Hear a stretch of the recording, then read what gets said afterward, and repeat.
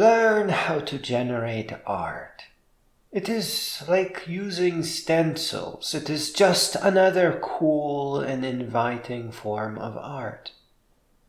My first month with art generators was focused on creating art products. It was a success. Both of my test stores were approved. The art I have generated the first week was good and kind of cute, but there was something to it. It was too ordinary or plain, I guess. The second and third week, I made my art more whimsical. It was wilder and weirder. It had emotion, and it was no longer ordinary. The newest batch of products adds more color, more mystery, and even aliens, and it focuses on eyes, those old windows into the soul.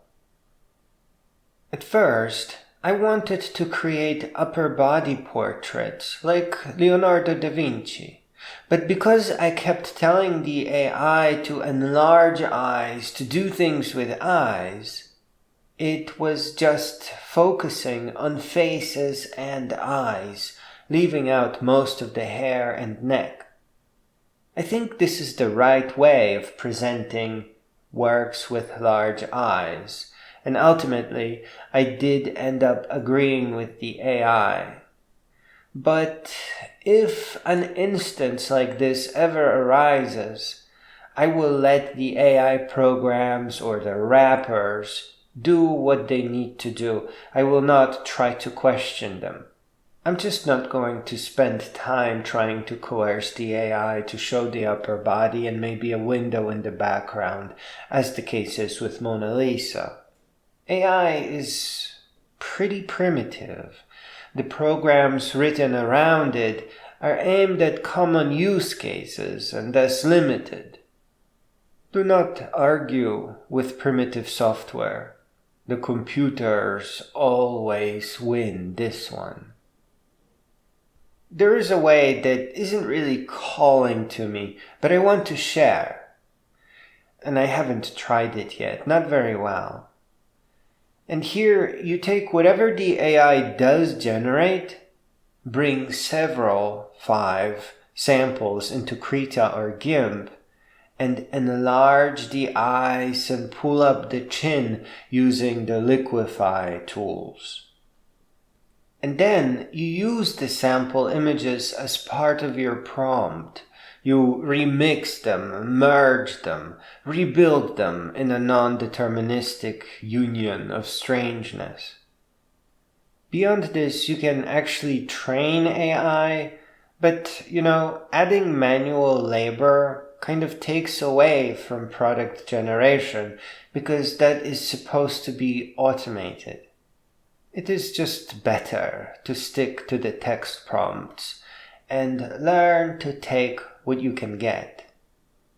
This way, by rejecting manual labor, you can make 5 products, interesting products, in just about 20 minutes, and that includes upscaling, generating product text, and uploading it to some store.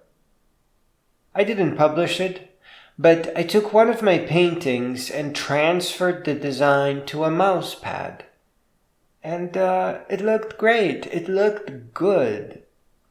The one thing about these e-commerce platforms is that you upload one image, but they allow you to create many products based on it. My first store has 30 images. If I made notepads, magnets, mouse pads, towels, paper plates, phone cases, luggage tags, aprons, stickers, and holiday ornaments, I'd have 300 or more products and possibly even my first sale. Search for how to sell digital art online and you will find the same platforms. In my 4th and 5th weeks, I took a moment here and there to try and see if I could maybe generate powerful art, something that really stands out on a wall. I did go out to the internet and I grabbed basically 5 random images with unusual faces. Here I chose widely spaced eyes because I really like pop surrealism. And it worked. It's not something that I would want to hang on my wall, but these works are something that I would expect to see in a museum. Those are unusual and interesting faces to look at. They captivate. As a side note, when I'm telling the AI to create large eyes and trying to shift facial features to create something interesting, sometimes I get cats back because cats have large eyes. And I consider that to be precious art as well.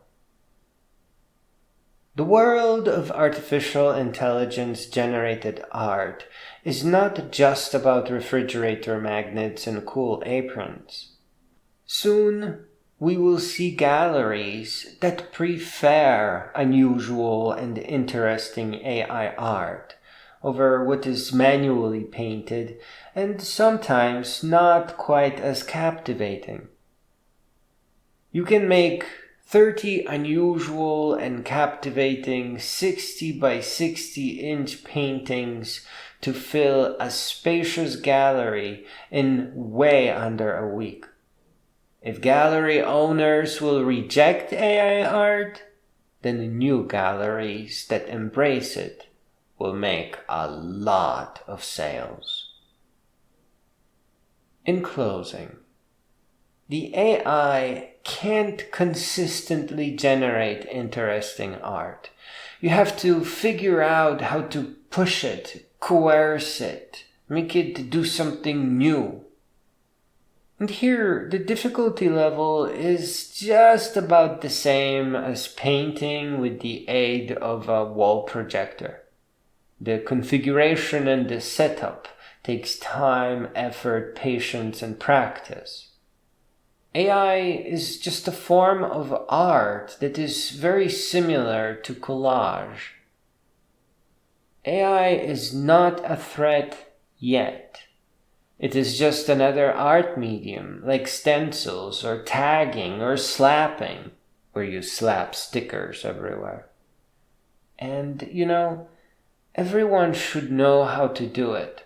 No one needs to stick with it, but everyone needs to take that month or 2 and just generate a bunch of stuff to know what this AI does and recognize its limitations.